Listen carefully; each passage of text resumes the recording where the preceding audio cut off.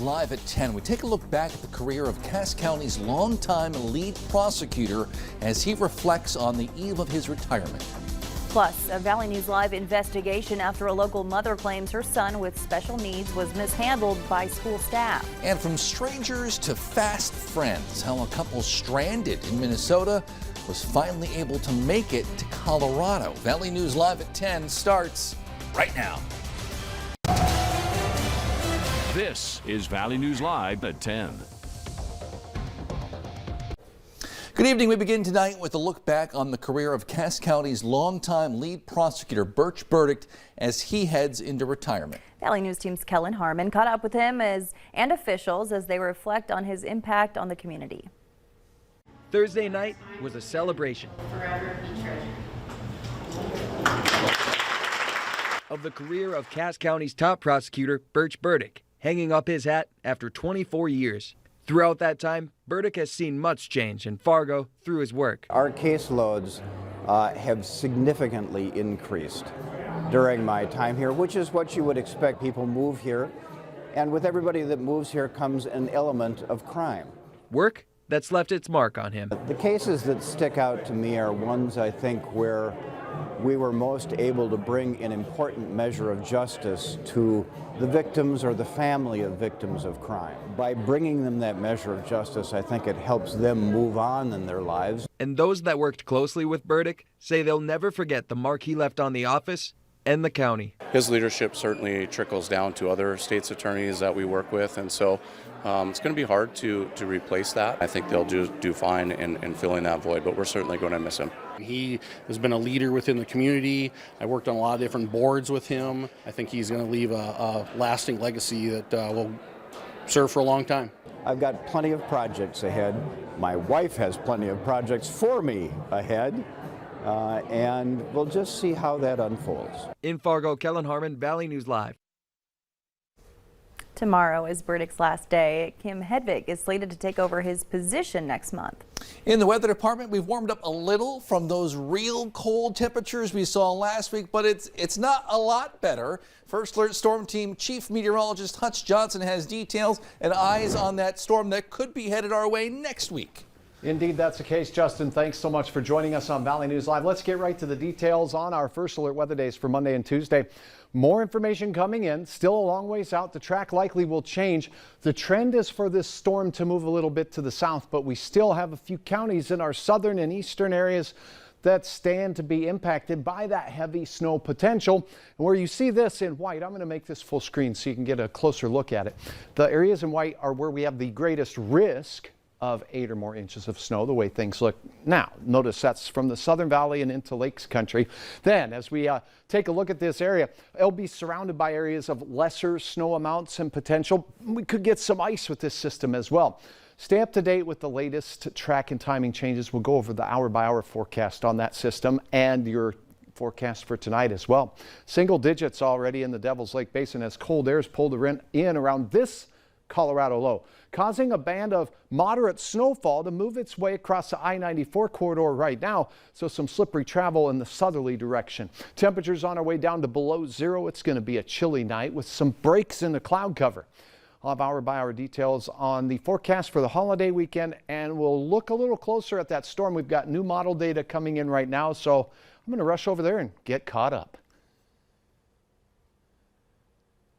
And let's go ahead and let me just pull this up. Here's a look at the DOT traffic conditions and road conditions map, and I'm going to zoom this in just a little closer.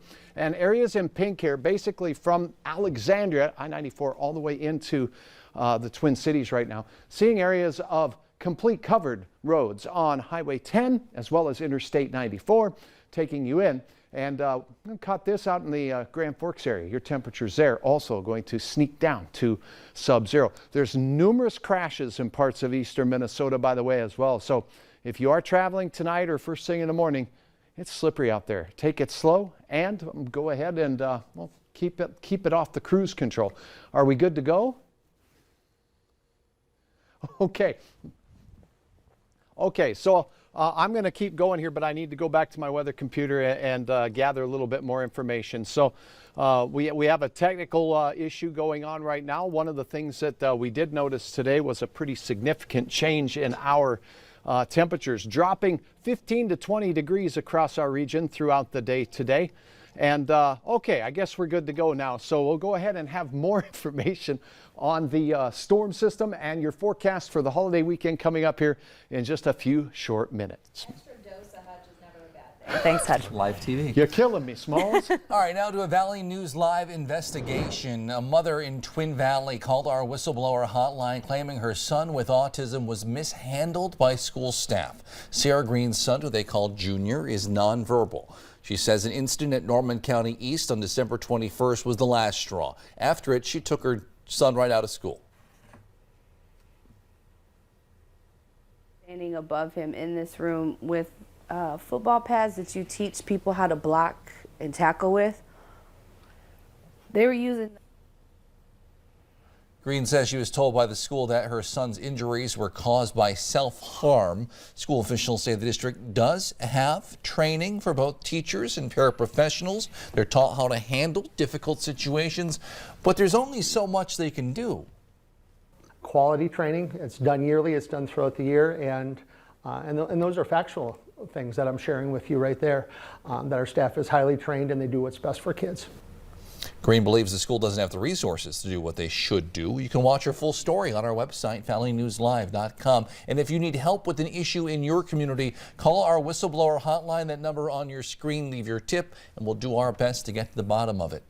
New for you here at 10, Minot police say they found one of their own dead with an apparent self-inflicted wound yesterday.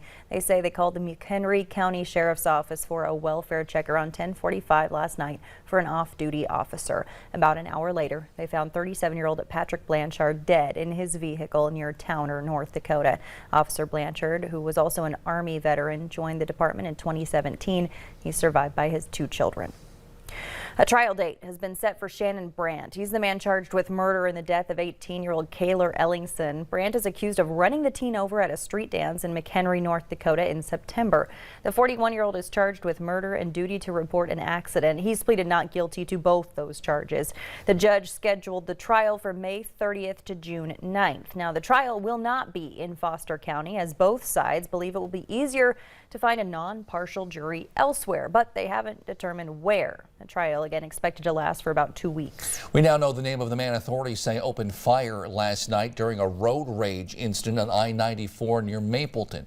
43-year-old Derek Hansen is being held in the Cass County Jail on several charges. Authorities say no one was hurt, but one person did report their vehicle's window being shot out, broken with what police say was a CO2 gun. Authorities say if you find yourself the target of another driver's highway hostility, take a breath. Don't egg the driver on, and don't pull over unless you're in a safe public space. Think about what you're doing. A lot of people, they think back on it and go, probably shouldn't have done that, because that probably made him more mad. Official charges are expected to be filed against Hansen tomorrow or early next week.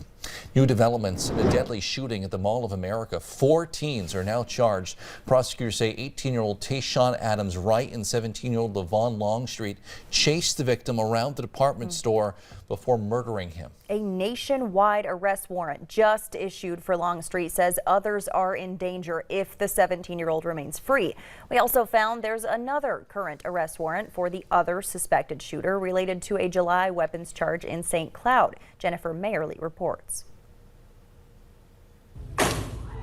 These gunshots sent shoppers scrambling. It's the end of what prosecutors say started as an argument, then a chase through Nordstrom, and escalated into the fatal shooting of 19-year-old Jonte Hudson. The criminal complaint says 2 groups were fighting inside the store. Hudson and his friends tried to hop on an escalator to get away. The friends made it, but Hudson was blocked, then chased, tackled, and surrounded before being shot. Tayshawn Adams Wright and Levon Longstreet are charged with killing Hudson. Court papers say Longstreet pointed a gun toward Hudson and a muzzle flash is seen. It goes on to say clothing displays blocked some camera views, but did show Adams Wright and Longstreet standing over him in a shooting stance. A hand is seen pointing a gun towards where Hudson was found, and it showed a bright muzzle flash reflected on the floor. The document also says they found a firearm near Hudson's body. Preliminary information shows 2 bullets were fired from that gun. Prosecutors also charged 2 17-year-olds with felony riot with a dangerous weapon. One is accused of blocking Hudson's escape, another grabbing him while he tried to flee. They're described as good students, one an athlete with a college scholarship. Again, there is a nationwide arrest for Longstreet's warrant for his arrest. He's believed to be out of state right now. Adams Wright will go before a judge tomorrow. We're told 2 of the 5 who were originally arrested were not charged and were released today. Stick with us. Much more news straight